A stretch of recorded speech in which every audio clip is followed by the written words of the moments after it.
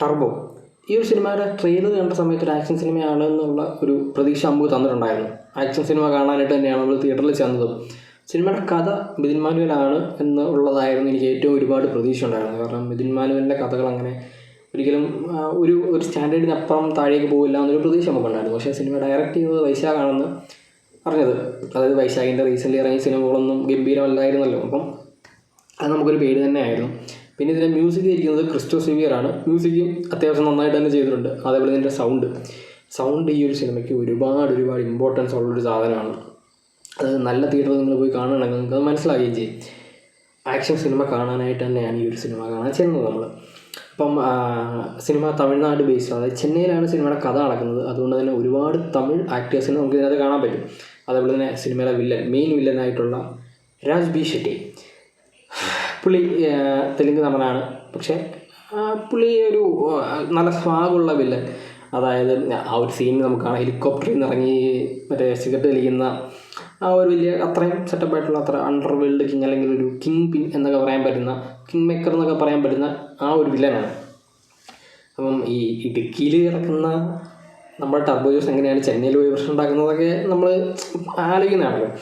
അങ്ങനെ സിനിമ കാണാനായിട്ട് ചെല്ലുന്നു. സിനിമയുടെ ഫസ്റ്റ്, അതായത് ആദ്യം നമുക്ക് ചെന്നപ്പോൾ തന്നെ ഒരു ഭയങ്കര ടെറിഫിക് ഫീൽ തരുന്ന ഒരു സീൻ, ഫസ്റ്റ് സീനാണ്. ഭയങ്കരമായിട്ട് എന്തോ സംഭവിക്കാൻ പോകുന്നുണ്ട്, സീനാണ് എന്നുള്ള രീതിയിലുള്ള സീൻ തരുന്നു. അത് കഴിഞ്ഞിട്ട് പിന്നെ മമ്മൂക്കയുടെ ഇൻട്രോ, ഒരു നോർമൽ ഇൻട്രോ ആയിരുന്നു. പിന്നെ മമ്മൂക്കയുടെ സെക്കൻഡ് ഇൻട്രോ ആണ്. അത് കിടലാണ്. എനിക്ക് ഈ ഒരു സിനിമയിലെ ഏറ്റവും ഇഷ്ടപ്പെട്ട ഫൈറ്റും ഏറ്റവും ഇഷ്ടപ്പെട്ട സീനുകളും ആ ഒരു സാധനത്തിലാണ്. അതായത് ഒരു പള്ളിപ്പെരുന്നാളിനടക്കുള്ള അടിയാണ്. അത് ഗംഭീര സാധനമാണ്. അത് കുറേ കിടിലം ഷോട്ടുകളും കുറേ കിടിലം സാധനങ്ങൾ അതിനകത്തുണ്ട്. ആ ഒരു ഭയങ്കര സെറ്റപ്പ്. അതായത് വലിയൊരു പള്ളിപ്പെരുന്നാൾ നടക്കുന്നു, അതിനിടയ്ക്ക് നടക്കുന്ന ഒരു അടി. അപ്പോൾ അത്രയും വലിയ സെറ്റപ്പിൽ നടക്കുന്നൊരു സാധനമാണ്. അത് കൊറിയോ ചെയ്തിരിക്കുന്നത് അടിപൊളിയായിട്ട് തന്നെയാണ്. ഇതിനകത്ത് മെയിനായിട്ടുള്ളത് 2 ഫൈറ്റുകളാണ്. അതായത് ഇൻട്രോ ഫൈറ്റും പിന്നെ ക്ലൈമാക്സ് ഫൈറ്റിൽ ക്ലൈമാക്സ് ഫൈറ്റ് നമുക്കൊരു വൈശാഖ് ടച്ച് വരും. അതായത് വൈശാഖ് യൂഷ്വലി ഇപ്പോൾ പുലിമുരുകൻ്റെ അവസാനമായാലും അവിടുന്ന് ഇവിടുന്ന് എല്ലാം വില്ലന്മാർ, പല രാജ്യക്കാരായിട്ടുള്ള വില്ലന്മാർ, അങ്ങനെയുള്ള സാധനങ്ങളുണ്ടാകും. അതൊക്കെ ഈ ഒരു സിനിമയിലും ഉണ്ട്. ഒരുപാട്, അതായത് മറ്റേ വില്ലൻ അവിടെ ഇരിപ്പുണ്ട്. വില്ലനെ ഒറ്റയ്ക്ക് ആദ്യമേ കൊല്ലാൻ വേണം, പക്ഷെ ചെയ്തില്ല. വില്ലനൊരു ഫൈറ്റ് ഷോ കൊടുത്തിട്ട് അവസാനം വില്ലനുമായിട്ടൊരു ഫൈറ്റ്, അങ്ങനെയാണ്. ഇതിനിടയ്ക്ക് കുറച്ച് നിഞ്ച കട്ടാന ഫൈറ്റൊക്കെ ഉണ്ട്. അതൊക്കെയാണ്. അപ്പം അങ്ങനെ സിനിമ പോകുന്നു. നമുക്ക് അറിയാം ഇത് ഇനി ഇങ്ങനെ ആയിരിക്കും വരാൻ പോകുന്നത്. അതായത് ഒരു ത്രെഡ് വേണമല്ലോ സിനിമയ്ക്ക്. അതായത് വില്ലനെ കൊണ്ടുവരണം, വില്ലനെ കൊണ്ട് പ്ലേസ് ചെയ്യണം, വില്ലനും നായകനോടൊരു കണക്ഷൻ വേണം. അങ്ങനെ കുറേ സാധനങ്ങളുണ്ടല്ലോ. അപ്പം അതിന് വേണ്ടിയിട്ട് പ്ലാൻ ചെയ്തതുപോലെ വരുന്ന അങ്ങനെ കുറച്ച് സാധനങ്ങളുണ്ട്. അത് അത്രയ്ക്ക് ബോറാണെന്നൊന്നും ഞാൻ പറയില്ല. കാരണം പക്ഷെ മിഥുൻ മാനുവൽ ലെവലിലേക്ക് വന്നില്ല. അല്ലെങ്കിൽ നമ്മൾ 5-ാം പാതിര കണ്ടതുപോലെ ഒന്നും അത്രയ്ക്ക് ഭയങ്കര ട്വിസ്റ്റുകളും ഒന്നുമില്ല. നമുക്ക് അറിയാം ഇതിങ്ങനെ സംഭവിക്കുകയുള്ളൂ, അല്ലാണ്ട് നമ്മളൊരിക്കലും ഇങ്ങനെ സംഭവിക്കില്ല, നമ്മളിങ്ങനെ കാത്തിരുന്നിട്ട് വമ്പ ട്വിസ്റ്റ് വരുന്നു, ആ സാധനങ്ങളൊന്നുമില്ല. ഒരു ആക്ഷൻ സിനിമ കാണുന്ന ആ ഒരു വൺ ഡേയും വാച്ചബിളായിട്ടുള്ള ആക്ഷൻ സീക്വൻസ് ഉള്ള ആക്ഷൻ സിനിമ എങ്ങനെ കണ്ടാലും ആ ഒരു ഫീലാണ് ഈ ഒരു സിനിമ കണ്ടപ്പോൾ എനിക്ക് ഫീൽ ചെയ്തത്.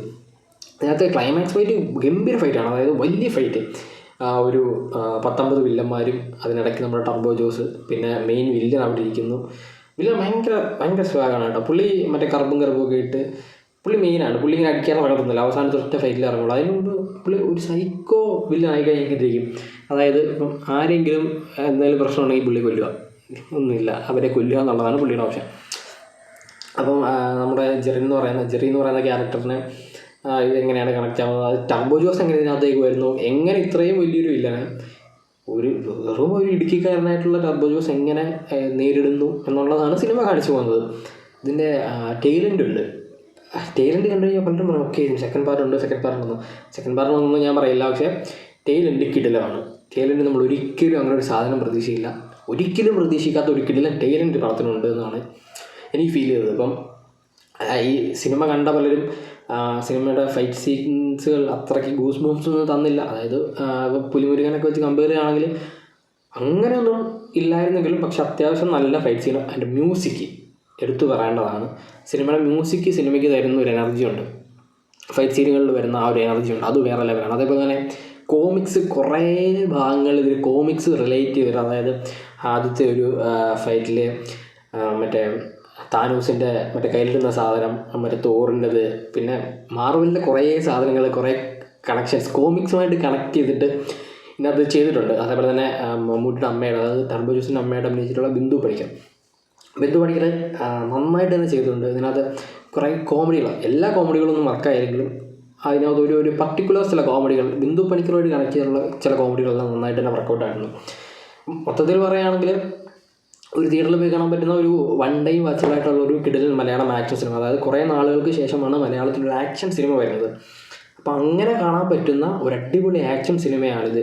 എന്തൊക്കെ പറയുന്നത് പറഞ്ഞാൽ മലയാളത്തിൽ അടുത്തൊരു 100 കോടിയിലേക്ക് പോകാൻ പറ്റുന്ന ഒരു സിനിമയാണ് ടർബോ എന്നാണ് എനിക്ക് തോന്നിയത്. കാരണം അത്രയ്ക്കുണ്ട്, അതായത് ഒരു തിയേറ്റർ എക്സ്പീരിയൻസ് ഉണ്ട് ഈ ഒരു സിനിമയ്ക്കകത്ത്. ഇനി ആരെന്തൊക്കെ പറഞ്ഞെന്ന് പറഞ്ഞാലും തിയേറ്റർ എക്സ്പീരിയൻസ് ഉണ്ട്. ആ തിയേറ്ററിൽ കണ്ടെങ്കിൽ നമുക്കത് മനസ്സിലാവുള്ളൂ. അപ്പം സിനിമയുടെ സ്റ്റോറി അതിഗംഭീരമാണെന്നോ അല്ലെങ്കിൽ ആക്ഷൻസ് ഗംഭീരമാണെന്നോ ഒന്നുമല്ല, പക്ഷേ തിയേറ്ററിൽ എക്സ്പീരിയൻസ് ഉണ്ട്. തിയേറ്റർ എക്സ്പീരിയൻസ് ചെയ്യേണ്ട ഒരു സിനിമയായിരിക്കും ടർബോ.